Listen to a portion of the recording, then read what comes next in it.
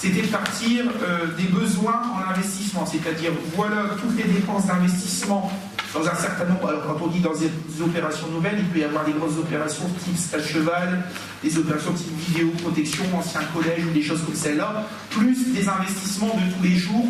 À côté, il faut acheter des véhicules, il faut faire une clôture, il faut faire la toiture, il faut faire ci, il faut faire la voirie et compagnie. Donc on avait essayé, aujourd'hui c'est un budget qui va encore évoluer au fur et à mesure du mandat, puisqu'au fur et à mesure du temps, des choses apparaissent. Donc ce qui fait que les opérations nouvelles, on pouvait chiffrer ça actuel, au temps présent, 2 569 200 €.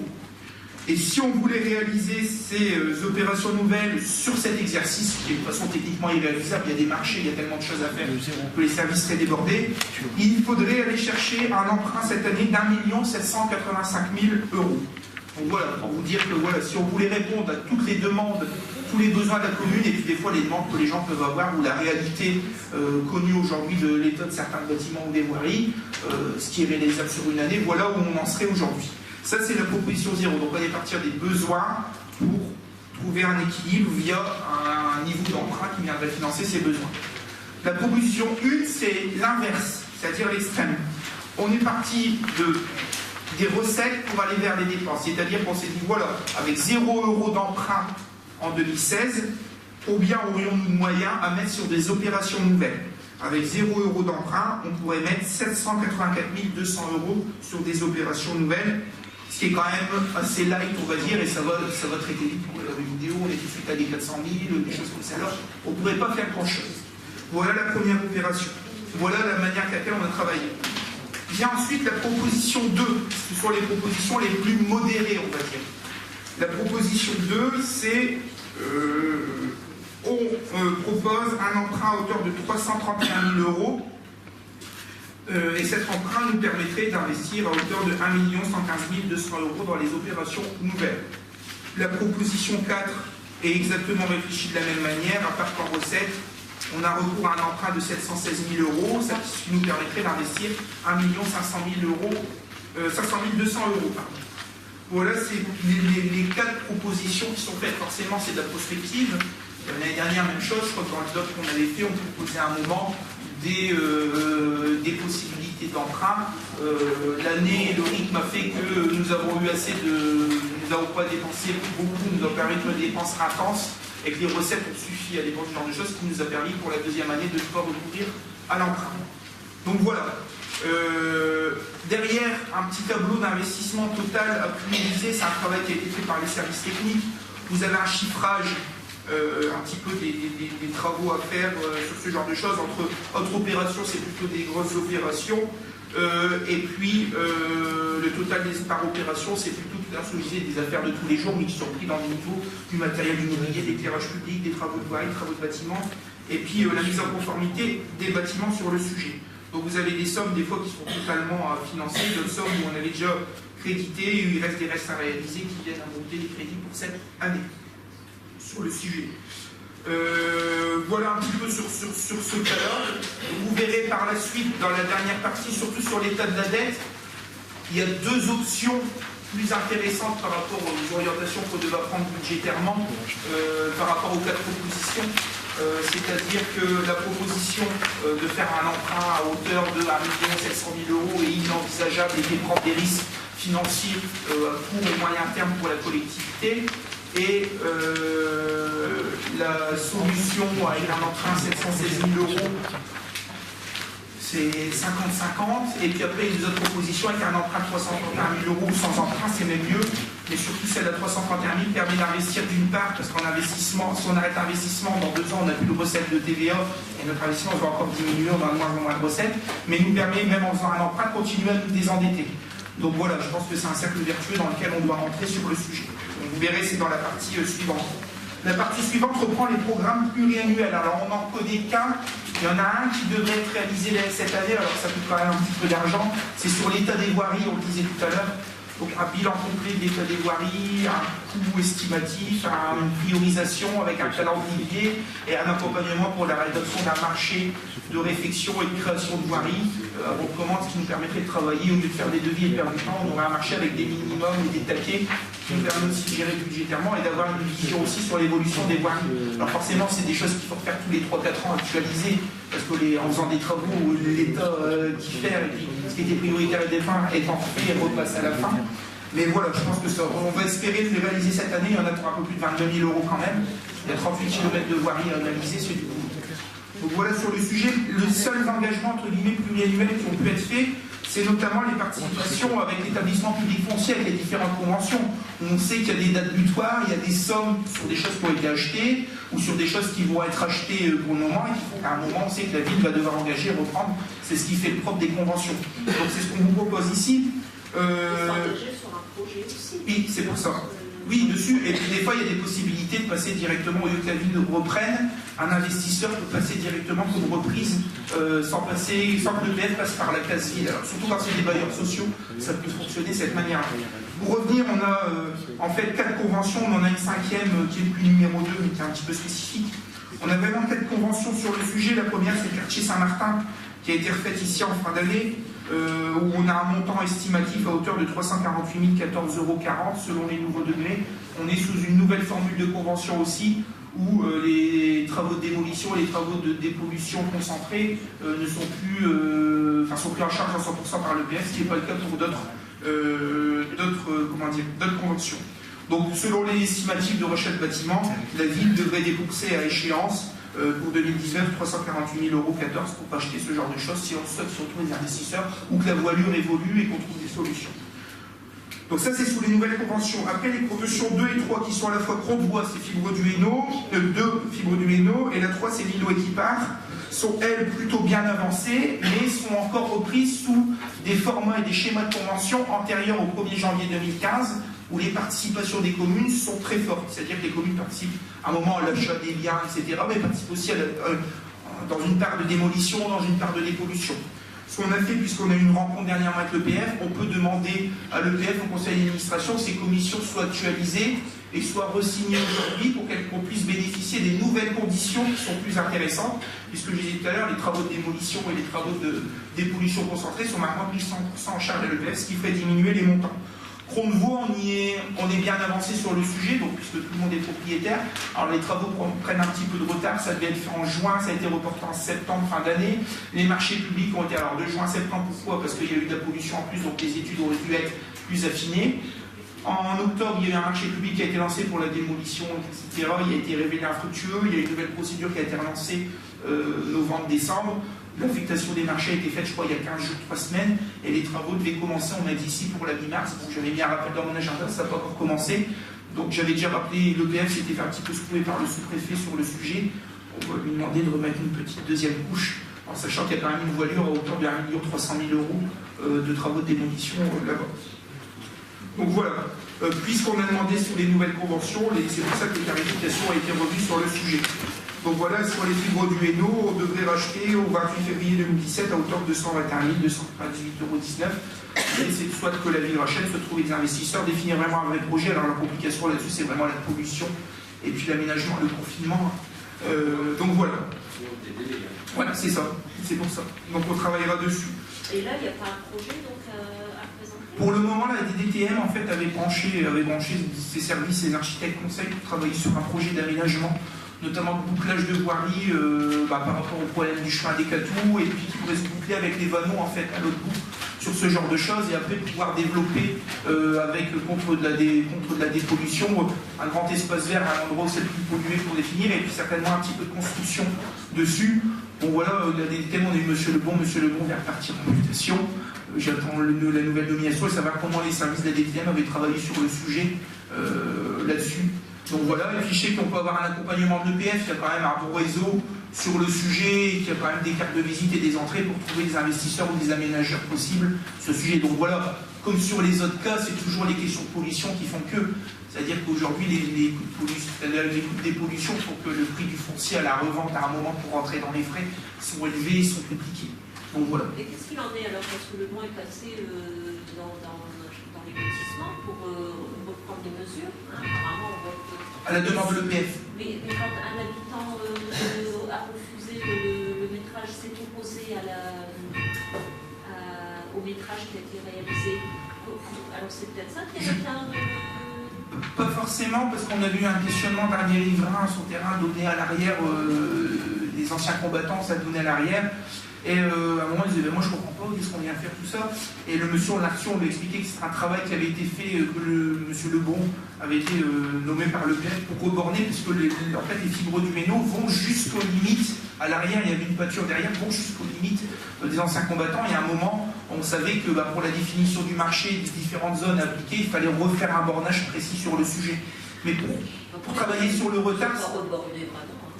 ou un arpentage, je voudrais refaire un point dessus. Pour revenir sur le sujet, c'est pas ça qui a pris du retard, c'est la partie qui est comprise entre les établissements comifères et les quelques maisons qui existent, qui avaient été sous-évaluées en termes de pollution, parce qu'on disait, le PF pensait, on les avait prévenus, qu'il n'y avait plus d'activité, que c'était une pâture. Or, il y a beaucoup plus longtemps que ça, il y avait de lourdes activités à ce sujet-là. Et aujourd'hui, donc ils ont dû revoir, en faisant des sondages, ils ont dû revoir leur process et leur marché n'était pas bon, puisqu'ils ne prenaient pas la réalité du terrain, donc ils ont pris du retard sur le sujet. C'était ça vraiment qui a fait retarder les dossiers. Oui. Oui, mais j'ai juste une question. Tout à l'heure, vous parliez d'une dépollution qui pourrait être prise en charge à 100%. Dépollution, démolition. Et ici, je vois qu'il reste 11 mois. Ça va faire juste. Il faut renégocier. Donc c'est pour ça, les courriers sont partis pour Îlot Équipart et Grande-Voie étant sur les anciennes conventions, on va déjà renégocier pour diminuer les sommes qui apparaissent ici pour qu'on puisse profiter des nouvelles conditions d'application. Et puis de toute façon, en termes de délai, vous savez, pour livrer, il y a la démolition, dépollution, il y a le confinement, ils doivent fermer, grillager le site et compagnie. Donc j'espère qu'au février 2017, ça sera terminé, mais ils vont mettre un moment quand même dessus. Donc je pense qu'on demandera de signer une convention un peu plus longue, à prolonger la durée sur le sujet. Depuis décembre 2014. Comment? C'est depuis décembre 2014. De quoi? Les fibres du Méno. Dessus? Oui. Vous aviez dit que... Non, mais oui, tout avait été signé. Session à l'EPF, décembre 2014, démolition pour l'été 2015, ce qui n'a pas été le cas. Donc de l'été, ils nous ont dit ça sera fait pour la fin de l'année, parce qu'il y a eu ce délai de dépollution entre l'achat et puis qui a pris du retard. Donc ils ont commencé la consultation des entreprises en octobre, consultation qui a eu un résultat infructueux pour la fin d'année, puisqu'il devait être fait en fin d'année après. Nouvelle consultation, le marché a été attribué ici dans la CAO de l'EPF, avec le renouvellement de la région, il y a les représentants, ils ont pris du retard. Le directeur qui est parti en retraite aussi a fait prendre du retard sur le dossier. Donc il y a eu, je crois que le conseil d'administration a dû se réunir maintenant il y a une dizaine de jours sur le sujet, le marché a été attribué, et j'avais dans le pré-programme que l'EPF nous avait donné, normalement il devait faire le démarrage de chantier, le pré-chantier, ici la préparation de chantier, pour mi-mars. Le 25 mars, ça n'a pas bougé. Donc je l'avais déjà relancé, je les relancerai aussi sur le sujet. L'idée c'est toujours ça, c'est ce que je disais un petit peu aux techniciens de l'EPF, c'est que si on ne va pas à la pêche aux informations, vous ne nous informez pas que vous avez pris du retard pour X raisons ou ce genre de choses. Et nous, on est engagés sur un calendrier avec une certaine communication, et à un moment, vous nous expliquez qu'il y a des raisons claires qui font que ça prenne du retard, il n'y a pas de souci. Mais bon, je pense que de leur part, ils pourraient le faire, il faut toujours aller à la pêche aux infos sur le sujet. Donc voilà. Voilà pour ce sujet-là. L'îlot Équipart, c'est la partie Aldi. Alors là, toute la maîtrise foncière a été faite sur le périmètre, c'est-à-dire qu'aujourd'hui, le site Équipart a été racheté, le Aldi a été racheté, ça date d'il y a un mois maintenant. Ce qu'on appelle le petit restaurant, ça a été fait. Bon, l'ancienne maison Équipart, ça date d'il y a un moment. Donc voilà, la maîtrise foncière est presque au complet, enfin même au complet sur le sujet. Reste maintenant à gérer la démolition des pollutions, et on a déjà pris des contacts avec, on a eu un contact avec l'AGLO et puis V2H qui est intéressé par un projet de déclinage sur le secteur. Donc je pense qu'on va faire avec l'EPF aussi une petite réunion technique deuxième quinzaine d'avril sur le sujet, pour commencer à travailler un petit peu sur les possibilités d'aménagement. Bon, il y a le Scott, il y a le PLUI qui arrive, on a eu une réunion hier sur le sujet, pour savoir comment on peut mettre tout ça en conformité et avancer sur le dossier de l'îlot Équipart. Le dernier, c'est la Cour Bourgogne Énergie. Lui fait partie des conventions signées après le 1er janvier 2015. Donc il bénéficie des nouvelles conditions.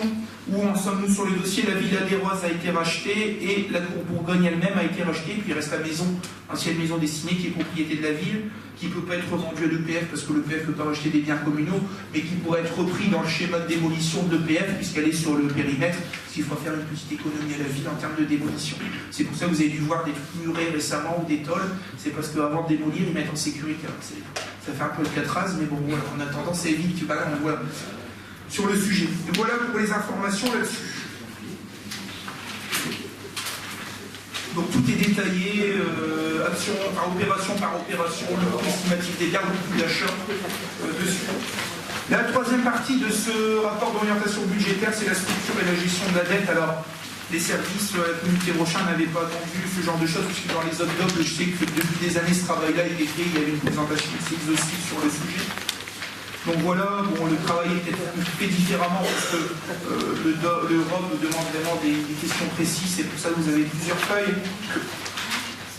Au-delà de ça, moi, bon, je ne vais pas revenir sur le sujet. Ce qui m'intéresse plus, c'est de travailler sur à la fois la partie reprise et prospective, c'est-à-dire plutôt la dernière feuille, vous savez, qui présente les 4 propositions. Qui présente les 4 propositions pour 2016 sur le sujet, en prenant en compte l'état de la dette et de la gestion de la dette communale, avec les différents ratios qui sont présentés dans le détail auparavant, mais qui sont repris ici. Donc je le disais tout à l'heure, 4 propositions ont été faites pour 2016, une proposition avec un emprunt à hauteur d'1 785 000 €. Alors cette solution est en rouge parce qu'elle dégrade vraiment la situation financière de notre commune. Il y a des ratios, notamment avec le personnel, avec ci, avec là.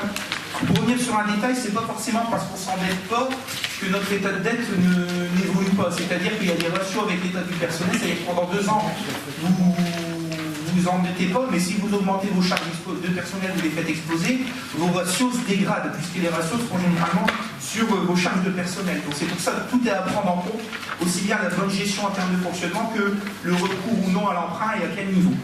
Donc la première proposition, je pense qu'elle sera pas suivie parce qu'elle nous met quand même en danger sur la situation. La troisième proposition avec l'emprunt à 776 000 €, pardon, sur le sujet, fait que ça nous permet d'investir, mais on détériore un petit peu notre situation, un tout petit peu. La proposition 2 avec l'emprunt 321 000 € nous démontre bien qu'elle nous permet, les 321 000 € nous permettent d'investir à un niveau correct et de tenir un rythme d'investissement qui permet de garder un état d'équipement à niveau et qui permet aussi de faire revenir des recettes dans 2 ans dans le cadre du remboursement de la FCTVA si on a un niveau d'investissement assez intéressant. Mais il nous permet aussi de continuer de nous désendetter. Donc c'est-à-dire qu'on n'aggrave pas forcément notre situation sur le sujet. La proposition numéro 1 était en vert parce que sur le plan financier, effectivement, elle peut être intéressante à court terme, mais elle jette vraiment des investissements et on ferait peu d'investissements, on ne pourrait pas avancer.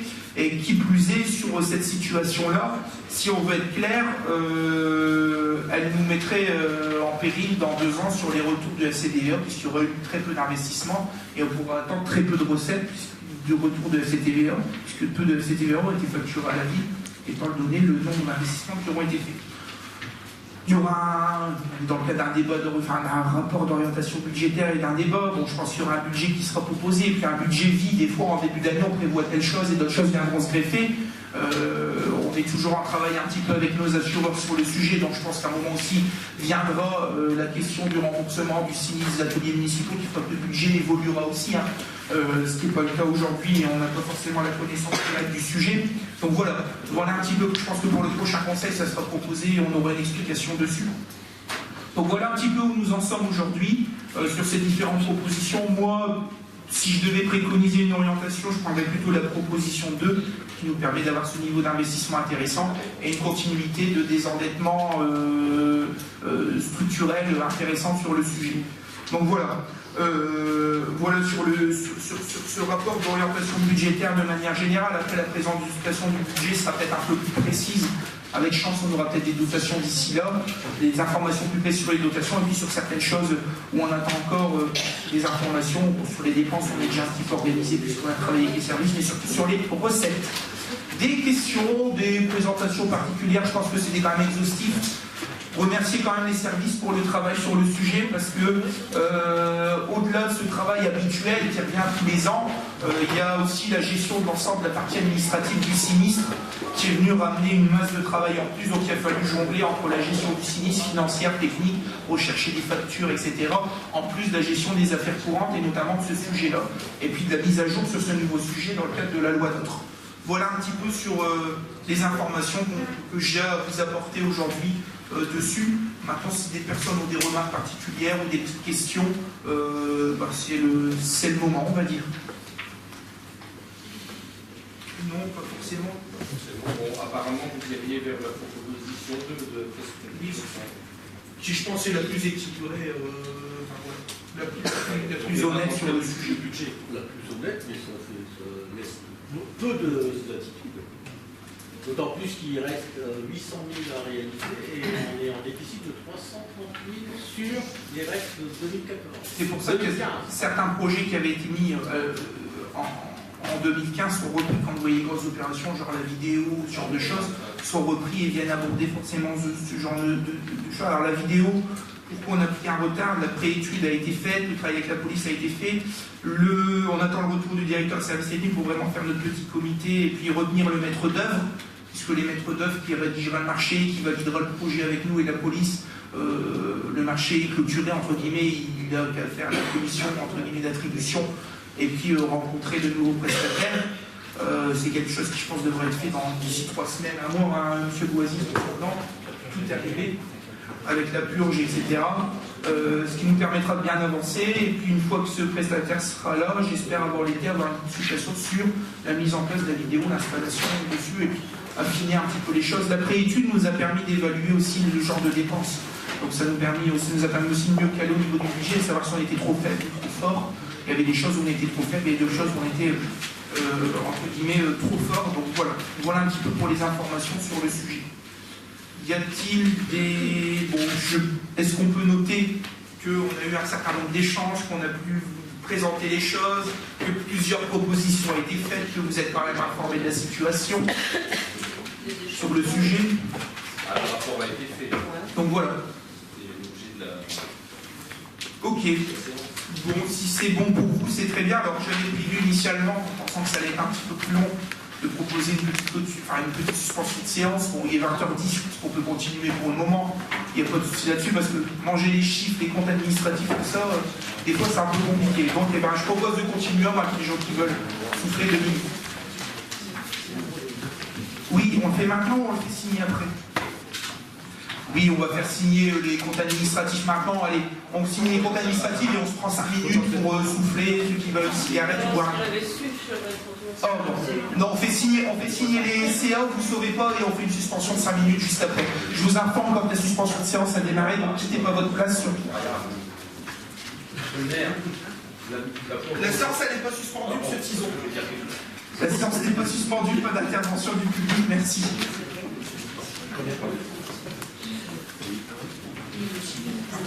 Préparez-vous, vous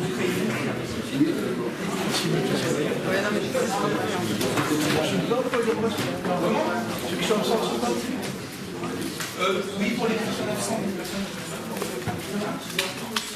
Non, vous faites que le seul des présentiels. Donc, si vous, les personnes qui portent un pouvoir de quelqu'un, vous signez qu'à votre case, vous ne signez pas pour la personne qui vous les a donnés.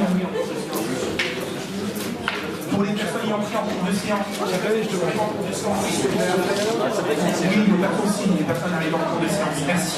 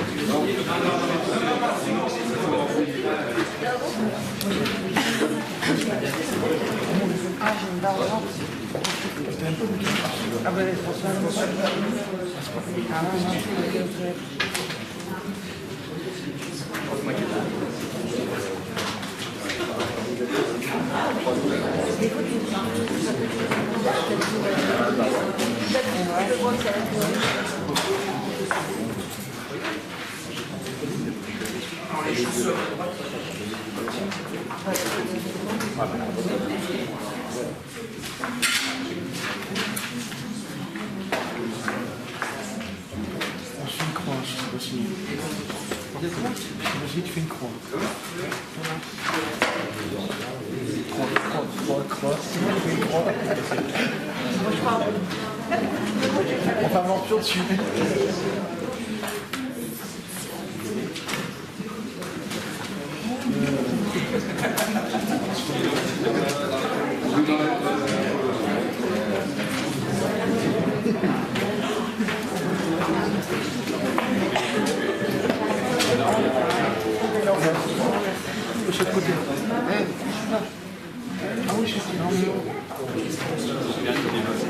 Qu'est-ce qu'il y a, toi?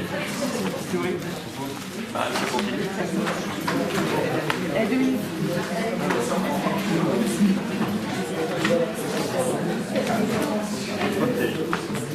sais pas.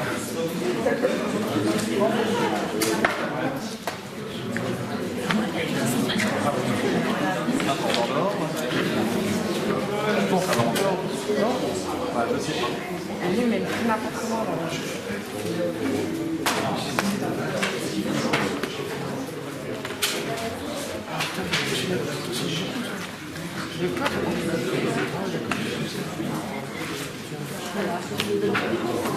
Non, c'est vrai. Merde, déjà. Bah, non, je sais pas, il y a.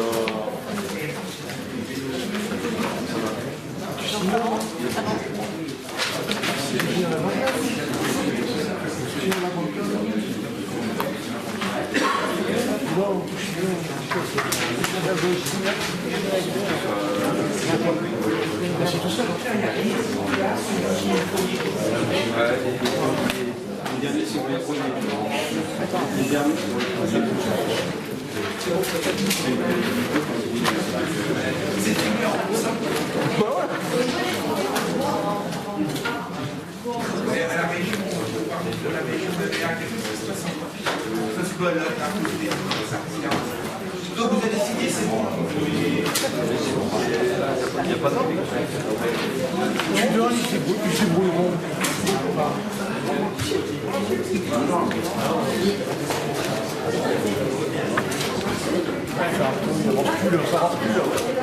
Une fois que vous avez signé l'ensemble des documents, vous pouvez y aller. On fait une reprise de séance dans.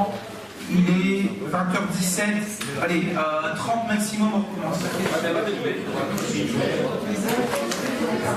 Bonsoir. À vous aussi.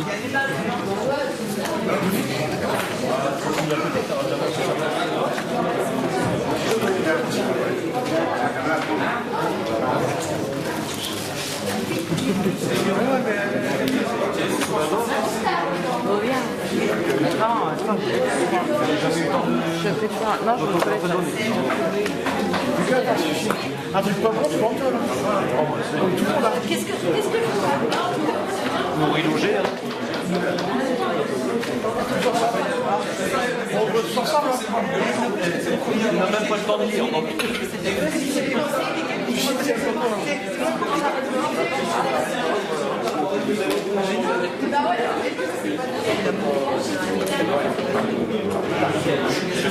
Non, essayez de serrer.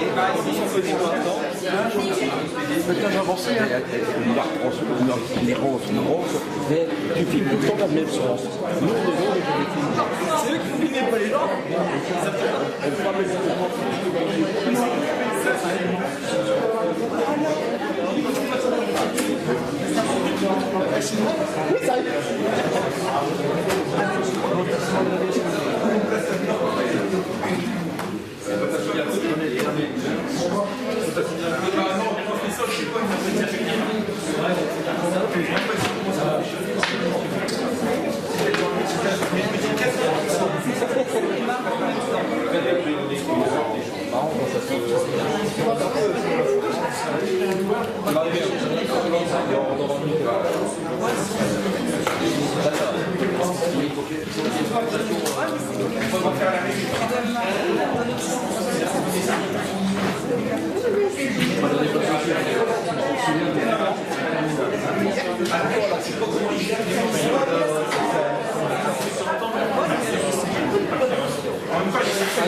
Normalement c'était 10 € au soir. Il va falloir que je vais chercher les chips et...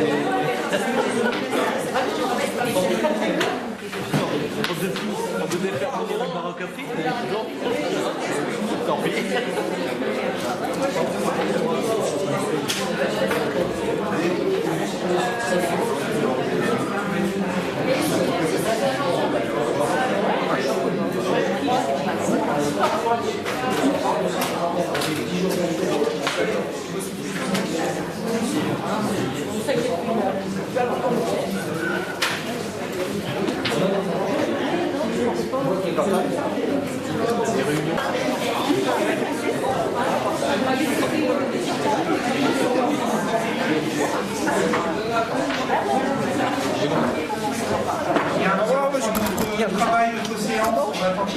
s'installe.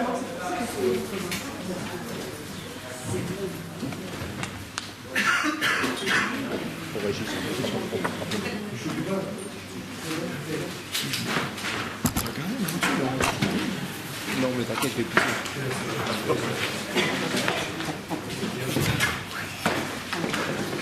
Ça fait.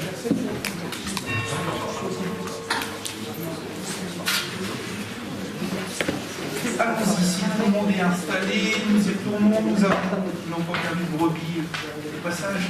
C'est bon, tout le monde est là. Allons-y, allez, le point suivant, c'est une subvention aux associations convention de partenariat pour le stage 9-10 février qui est au 901 dans le cadre de la convention. Les listings d'élèves sont montés. Il s'agit d'une somme montée de 2340 €. Pas de remarque particulière, je pense. Les abstentions des avis contraires, voté à l'unanimité, je vous remercie. Le point suivant, il s'agit d'une demande d'inscription au FIPD, donc c'est le Fonds interministériel de prévention de la délinquance, pour une dotation en équipement des polices municipales. Donc le 25 février 2016, la préfecture de Valenciennes a informé la collectivité des décisions suivantes, notamment celle de dédier une enveloppe spécifique à l'équipement des polices municipales. Donc c'était suite aux attentats de janvier 2015, on avait déjà eu une première circulaire, on avait préparé le dossier, et puis les choses n'étaient pas précises, elles ont été précisées avant, après.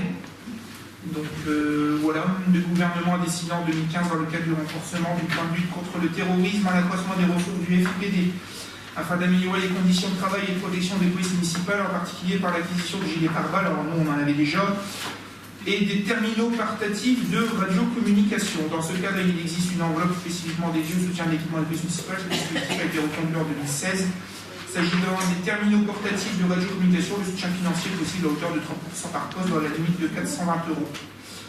Donc alors c'est un long travail puisque en fait c'est des outils de communication qui seront communs avec les outils de la police nationale. Donc ils utiliseront pour revenir très rapidement à la ville de Perron, une petite participation parce qu'elle utilise les ondes de la police nationale, une petite redevance annuelle, et puis il fallait des outils bien spécifiques, donc un cahier des charges a été établi, on ne peut pas acheter n'importe quel terminal, il faut qu'il soit compatible, donc on aura à peu près les mêmes que la police nationale. De toute façon, il y a 3 modèles différents, n'étant que sponsorisés par une marque, je vais en parler. Comment? Eh ben voilà, la commande est partie, c'est déjà. Alors vous pouvez déposer le dossier, vous voyez, on le vote seulement maintenant, mais vous pouvez envoyer la commande, l'équipement est déjà arrivé. Donc je pense que les semaines prochaines, ça va commencer, ils ont une petite formation à faire. Il y a un réglage aussi qui doit être fait par les services communication de la police pour que tout soit opérationnel. Donc vous pouvez commander en même temps que la demande, donc voilà. Donc ici, il y a 3 radios portatifs, 3 chargeurs, 3 kits de portage en cuir, le devis, il y en a pour 3 919 € TTC. Donc on peut demander 1 260 € TTC, donc tout a été fait. Il est demandé aujourd'hui d'approuver la formulation d'une demande de dotation d'équipement pour l'achat des terminaux portatifs, et puis pour le montant de 1 260 €. Je crois que le dossier est déjà entré, c'est manqué que ça, mais on a pu déposer le dossier assez rapidement, on complétera en envoyant ça en préfecture. Voilà. Y a-t-il des questions spécifiques sur le sujet? Non. Bon, on va passer au vote. Y a-t-il des abstentions, des avis contraires? Voté à l'unité, je vous remercie. Le point, c'est une demande de subvention aussi au titre de la DETR pour la programmation 2016. Alors, on a inscrit les travaux d'agenda d'accessibilité programmée pour l'année 2016. Il y a un tableau en annexe. Alors, globalement, on aurait 61 700 € de travaux pour la DAP. Et voulant externaliser un petit peu ces travaux, on a pris un petit cabinet de maîtrise d'œuvre qui chapeauterait ce genre de choses pour que ce soit carré, qui nous a fait une proposition à hauteur de 9 500 €, ce qui fait un coût total de 71 200 €. On peut, selon les critères, solliciter la DETR jusqu'à hauteur de 21 360 €, ce qui ferait, pour la ville, au lieu de payer 71 200 €, ça viendrait, si tout est accepté, la ville devrait supporter uniquement un coût de 49 840 € à renouveler l'année prochaine, soit que pour l'année 2017, soit si on a l'opportunité de faire un dossier global 2017-2018 avec une seule MO, et puis on sera tranquille dessus. Donc voilà, il est demandé simplement d'approuver ce genre de choses. Tout est repris, les courriers du sous-préfet, la programmation de travaux qui était proposée dans le cadre de la DAP, voilà, tout est vraiment repris en détail sur le sujet. Je ne sais pas s'il y a des questions particulières. Non. Eh bien, on va passer au vote. Des avis contraires, des abstentions, votés à l'unité. Je vous remercie. Le point suivant, il s'agit d'une vente d'un immeuble, enfin d'une parcelle et d'un immeuble cadastré à H320 situé 40 rue Valériani. Donc, par courrier du 28 janvier, M. Michel Demortier, domicilié 57 bis rue des Portes à Crépin, a proposé à la ville d'acquérir la parcelle à H320 d'une superficie 440 m² située avec une maison dessus, 40 rue Valériani. Le prix, la proposition est de 35 000 €. C'est là, on avait eu quelques autres propositions, alors pas forcément écrites, mais orales dès le départ. L'évaluation des domaines était de 39 000 € sur le sujet.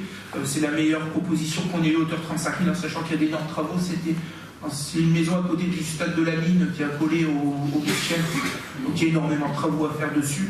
Donc voilà, d'où le prix qui est à ce niveau-là, et qu'il n'y a pas beaucoup de terrain derrière. Le terrain n'est pas là-bas. Oui, c'est ça.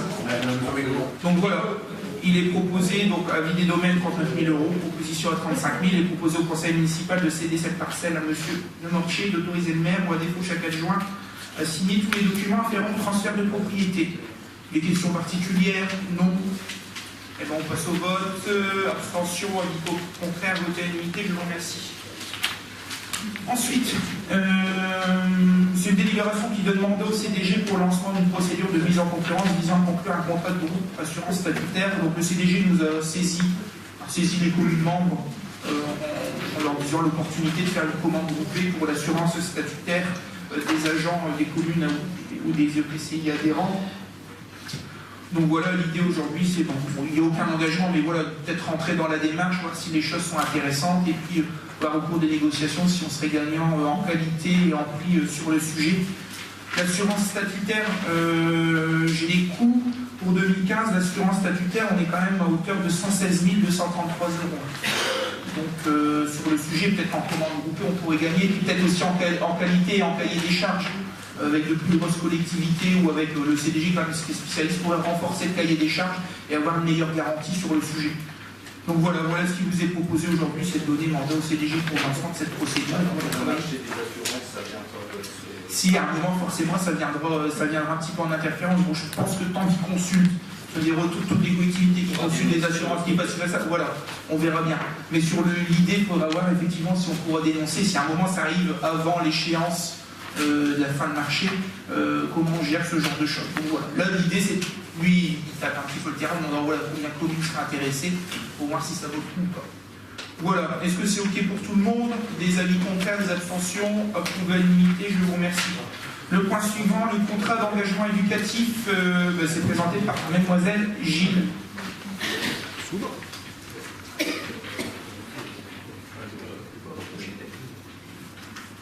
Est-ce que tout le monde m'entend? Le micro ne fonctionne pas. Il faut monter le volume peut-être. Là, ça va mieux l'écho. Voilà,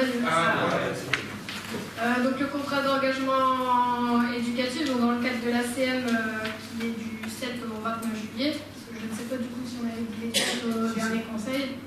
Donc voilà, la ville souhaite recruter du personnel exerçant des fonctions d'animation et de direction et qui bénéficie du coup du cadre légal du contrat d'engagement éducatif et des conditions de rémunération de la grille indiciaire du coup de la fonction publique. Donc on passe de la filière animation de la fonction publique. Donc le contrat d'engagement dans les grandes lignes figure à l'article D432.1 du Code des familles. Et donc c'est un contrat de travail dérogatoire et les bénéficiaires doivent quand même justifier de qualifications qui leur permettent d'exercer des fonctions d'animation et de directeur, mais qu'à titre exceptionnel. Donc vous avez une fiche descriptive qui est en annexe. Donc il est demandé au Conseil de bien vouloir accepter le recrutement en condition de rémunération de la grille indiciaire de la filière animation pour le personnel exerçant les fonctions d'encadrement et de direction de l'ACM organisée par la ville du 7 au 29 juillet 2016. Et du coup d'autoriser M. le maire à signer les contrats d'engagement éducatif pour le personnel recruté exerçant les fonctions d'encadrement et de direction de l'ACM organisée par la ville du 7 au 29 juillet 2016. Merci. Oui, bon, sur le sujet, j'ai d'autres villes, j'ai eu des délibérations de la ville des services avec la ville de Valenciennes qui travaillent de la même manière. Bon, tout est repris, c'est pour des saisonniers en fait qui gèrent ce genre de choses. Donc les dispositions nous permettent de travailler sur un contrat d'engagement éducatif. Le choix du service a été travaillé sur ce sujet-là, à la fois du service cohésion sociale jeunesse qui se développe, mais aussi des articles RH avec la FIN Renault et la direction générale, d'opter pour ce choix-là en termes de contrat pour le recrutement des animateurs et des directeurs pour cette ACM. Y a-t-il des questions particulières? Bon, il n'y a rien de spécifique, tout est pris, tout est carré sur le sujet. Alors, on va passer au vote. Y a-t-il des avis contraires, des abstentions, vote à l'unité? Je vous remercie.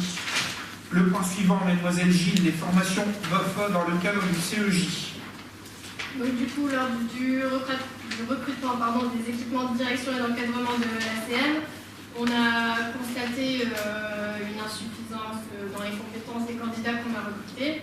Donc pour remédier à... qu'on a recruté, qu'on a eu, voilà, qui étaient candidats. Donc pour remédier à ce problème, on a décidé de mettre en place avec le pôle cohésion sociale, de mettre en place des formations BAFA. Donc en référence au contrat enfant jeunesse 2015-2018 qui a été signé entre la ville et la CAF, de mettre en place des sessions de formation BAFA. Donc là, pour cette année, en fait, elle serait du 10 au 17 avril 2016 et en partenariat avec l'IFAC. Donc l'IFAC, c'est ceux qui forment, c'est un organisme qui forme les jeunes au BAFA. Et aussi en référence au contrat de ville 2015-2020 qui a été signé entre Valenciennes Métropole, la ville, l'État et les autres partenaires. Donc grosso modo, la formation elle coûte 280 € par stagiaire. On s'est basé sur 15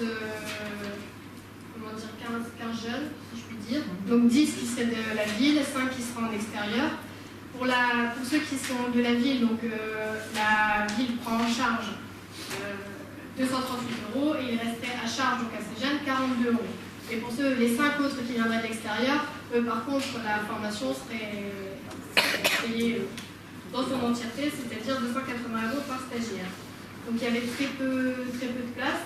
On a eu quand même beaucoup de candidats, donc on a appelé ceux qu'on avait eu l'année dernière, qui avaient envoyé des CV, qui n'avaient pas de BAFA, on leur a proposé la formation. Et on a eu d'autres jeunes du bouche à oreille qui se sont manifestés, et du coup les 10 jeunes sont déjà là. Donc là, il est demandé au conseil municipal de bien vouloir autoriser monsieur le maire à signer la convention qu'on a établie avec l'IFAC, de permettre l'encaissement par la ville de la somme de 42 € pour les stagiaires habitant la ville et de 280 € pour les stagiaires qui n'habitent pas la ville, et permettre l'encaissement de la ville de la somme de 280 € par stagiaire extérieur ou pris en charge par les associations locales. Quand on dit extérieur, c'est-à-dire que le chiffrage, la quinzaine, on y est, je crois qu'on est à 14 jeunes, les 10 villes fléchies avec des petits critères mis par les services, et puis il y avait les jeunes l'année dernière qui avaient été détectés, qui pouvaient être intéressants, donc on leur a demandé si ça les intéressait, on les a rentrés dans le système. Il y avait des critères qui attribuaient l'équipe première, je crois qu'il y avait 11 demandes, donc on avait travaillé dessus.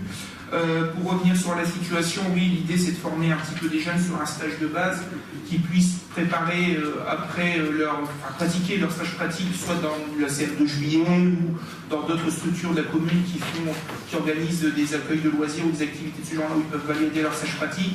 Et après viendra la question de la réflexion, soit chez nous, soit avec d'autres communes, de travailler sur le stage de perfectionnement. En sachant que le stage de perfectionnement a toujours une thématique, alors certains c'est le camping, d'autres c'est le VTT, d'autres c'est les colonies, enfin bon voilà. Donc ça sera dans un second temps. Dessus pour permettre forcément à des jeunes, des fois qui n'ont pas forcément les moyens de sortir les 280 €. Les 280 €, c'est ce qui est facturé par l'IFAC à la commune, par stagiaire. Donc on a fait un petit calcul pour leur permettre une participation, une prise en charge de la ville pour les aider et amorcer un petit peu la pompe, mais aussi les responsabiliser dans le sens où eux ont une participation aussi, c'est-à-dire qu'en mettant une petite somme, ça les engage sur le sujet. Si on prenait tout en charge à 100%, certains pouvaient peut-être dire « Ah non, je m'en vais » ou quoi que ce soit. Mais par principe, on a voulu cette clé de répartition. Je crois qu'on est à 14, je crois qu'il y a 14 jeunes, des jeunes inscrits, on manque peut-être un donc dans le volet extérieur. Quand on dit extérieur, c'est pas forcément extérieur de la commune. Si un jeune de la commune vient et dit bah non, moi j'ai la possibilité de payer 280 €, ou j'ai aussi des associations qui ont dit bah voilà, nous on fait des tables, on fait des choses comme celle-là, on a des éducateurs peut-être à former, bon, on veut leur proposer la formation et puis bah, on veut les inscrire et on prend en charge, nous association, les 280 €, bah voilà, c'est un plus. Mais voilà, c'est une action qui est inscrite au CEJ et qui a été développée. Ça développe, je crois, à l'ancien collège, dans les locaux de l'ancien collège, des stages. Donc ça commence bientôt. C'est là tout de suite. Donc voilà, sur le sujet, y a-t-il des questions particulières? Non. Après, peut-être une petite précision sur les stagiaires qu'on prend pour la ville. S'ils font la CM de juillet, ils seront rémunérés quand même à 50% du fait comme on leur paye une partie du stage. On ne peut peut pas leur Le payer retour, comme en ils fait. sont pas diplômés du BAFA, on peut pas les payer intégralement, mais on leur donnera quand même 50% de la rémunération de la grille. Sous forme de convention, la ville a participé à un certain niveau à votre formation BAFA. Vous venez pratiquer votre stage avec une petite diminution, enfin une diminution sur votre rémunération dans le cadre d'une convention signée avec la ville, le stagiaire, puisque la ville, il y aura à la fois la formation et la CM. Voilà la question sur le sujet. Je pense qu'on a fait le tour.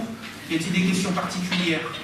Pas de questions particulières, et bien on passe au vote. Des avis contraires, des abstentions, vote à l'unité, je vous remercie. Le point suivant, c'est un amendement numéro 1 à la convention d'utilisation des équipements sportifs qui concerne notamment la salle François-Denis et les deux associations qui utilisent le plus la salle François-Denis. Alors la salle François-Denis a été récemment équipée d'un système de contrôle d'accès lecteur de badge afin de sécuriser et réglementer l'accès à cet équipement, notamment en cas de perte, de vol ou de détérioration du badge. J'ai demandé, on a mis à jour un petit peu cette convention, donc l'article 5 qui vous est fourni sur le sujet.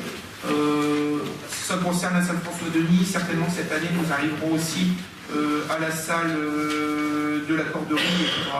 Ça sera déjà mis à jour, mais il faudra mettre des discussions sur la salle François-Denis sur le sujet. Donc voilà, c'est une petite mise à jour. Les deux associations concernées sont le basket, QBCA et le tennis de table SQTT.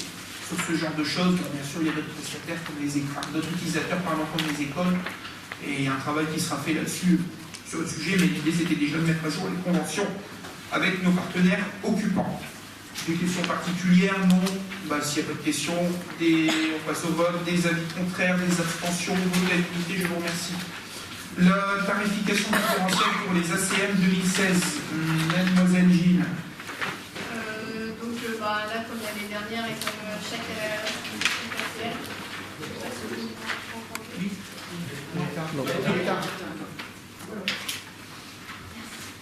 donc du coup, on a repris, c'est la même tarification que l'année dernière. Donc sous 3 périodes, la première période du 7 au 15, du 18 au 22 et du 25 au 29, toujours basée sur le quotient familial. Donc, les prix n'ont pas spécialement changé. Les lieux d'accueil sont les mêmes, 3 à 5 à Pasteur, 6 à 14 Jean-Marie Maison. La petite nouveauté, on va dire que pour simplifier, l'année dernière on s'est rendu compte en fait que les familles ne pouvaient pas forcément, il n'y avait pas assez de périodes de paiement et du coup là en fait on fait plusieurs périodes de paiement sous 3 périodes et normalement ça devrait faciliter les familles. Et d'ailleurs la première période commence bientôt, du 5 au 9 avril. Donc voilà. Ça va pas tarder. Oui, les gens peuvent, sur plusieurs périodes et en plusieurs fois aussi, parce que des fois, il fallait sortir une somme d'un seul tenant. Celui qui a plusieurs enfants, ça faisait quand même une belle somme, mais c'était compliqué. Étant revenu en fait un petit peu du retour d'expérience de l'année dernière, on a rebougé certaines choses, dont ces questions d'organisation de paiement avec la régie qui encaisse ce genre de choses pour bien faciliter les périodes de paiement, et puis commencer aussi un petit peu plus tôt, des fois sur les dates d'inscription. Je crois que la politique de communication va commencer, ça va être fourni dans les écoles, dans les carnets de liaison, ça va être aussi sur Internet de la ville, un petit peu partout, je crois que tout est prêt, c'est dans les cartons. Donc voilà un petit peu, alors tout est basé forcément, on a des conventions avec la CAF et compagnie, donc les tarifs, on ne fait pas non plus ce qu'on veut, c'est basé sur les quotients familiaux. Voilà, des questions particulières, non? On va passer au vote, des avis contraires, des abstentions, vote à l'unité, je vous remercie. Le dernier point lors du jour, il s'agit d'un point qui est relatif à la subvention à la mission locale au titre des années 2013 et 2014. Rapidement sur le sujet, suite à nos diverses rencontres. Si vous voulez, on peut le noter sur le PV. Oui, je comprends, très bien, pas de souci. Vous pouvez quitter la séance, ça vient noter sur le PV, monsieur Boisy. Pas de souci.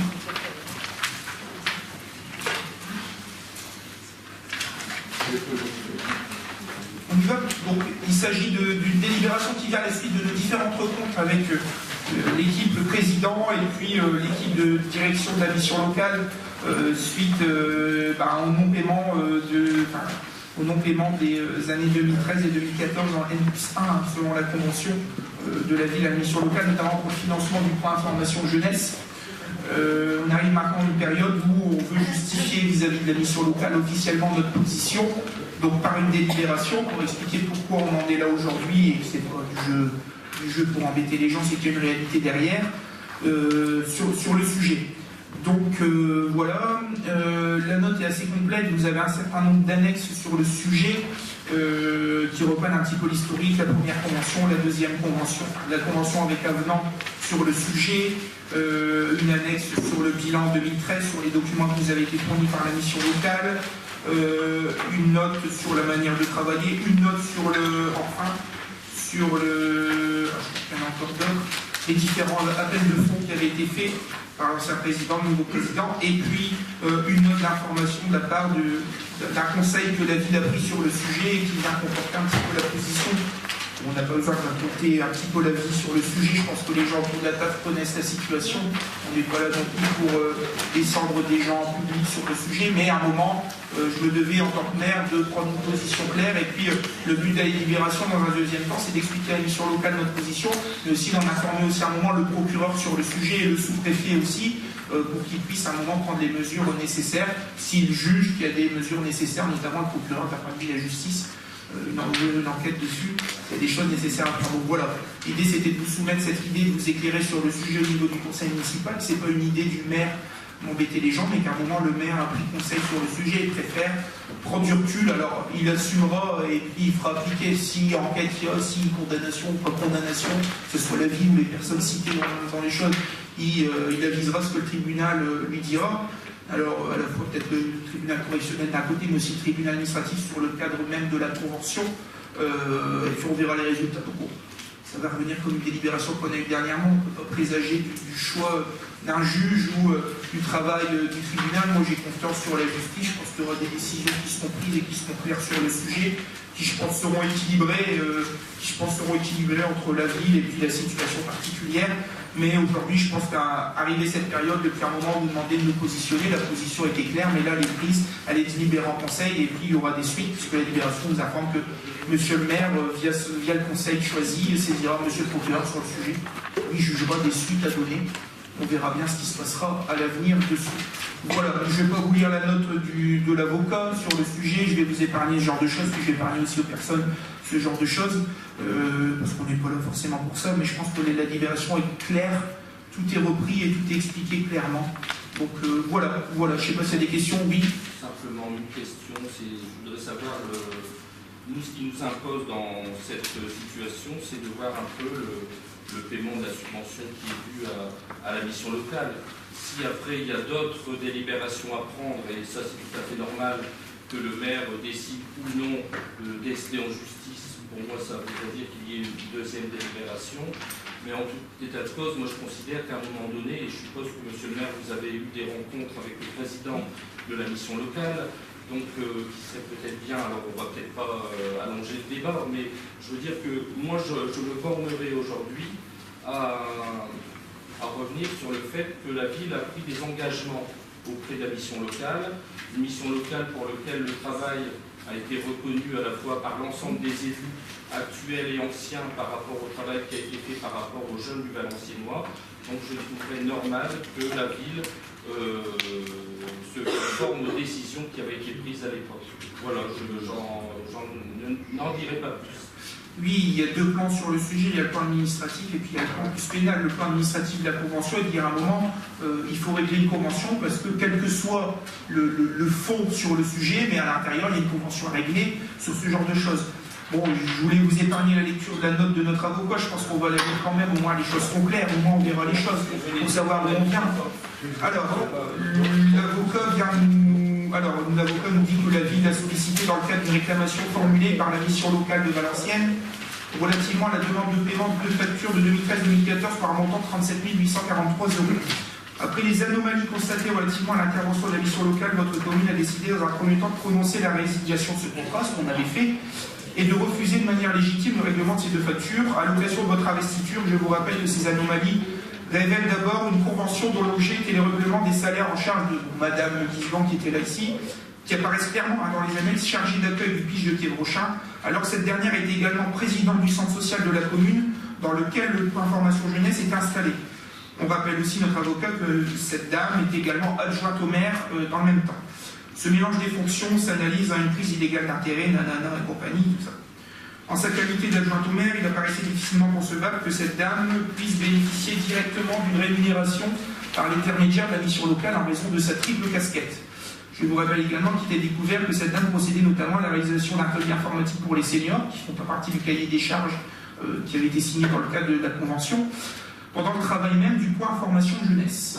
Il a même été établi que cette dame recevait un salaire de la part de la mission locale financée par la commune, alors même qu'elle était en congé pour la même période et directrice adjointe d'un centre aéré géré par le centre social dont elle était présidente, et qu'elle prenait en directeur de ce centre aéré le président de la mission locale et adjoint au maire de la commune, M. Gaillet, qui est son voisin.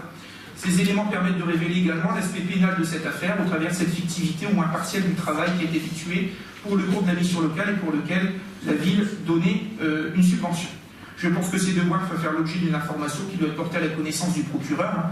Article 40 du Code pénal, le maire ou tout élu qui a à sa connaissance une infraction dans l'exercice de ses fonctions doit en informer le procureur de la République qui jugera des suites. C'est le but de la délibération ici. Ça, c'est la note d'information de l'avocat, alors c'est pas forcément sympa.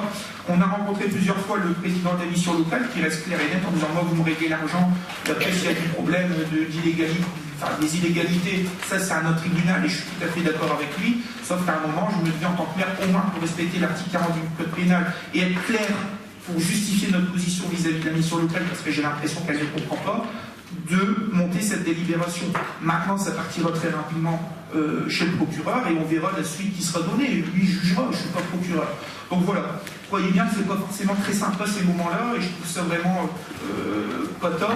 Maintenant, voilà, j'ai été obligé de préciser sur le sujet parce que dire que peut-être qu'on va un peu loin ou que c'est pas bien ou qu'on n'a pas la bonne méthode et se cacher derrière l'organisation administrative sur le sujet. Même ici, c'est pas sympa de citer les noms. Par contre, pendant des années, quand la subvention a été donnée et qu'il y avait le nom qui apparaissait aussi, ça dérangeait personne. Donc aujourd'hui, on règle les choses et puis je pense que j'ai été clair sur le sujet.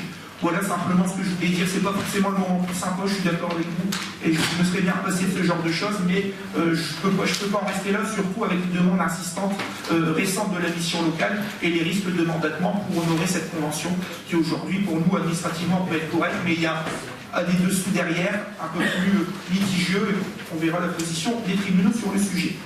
Très clair sur le sujet. Alors, on va passer au vote.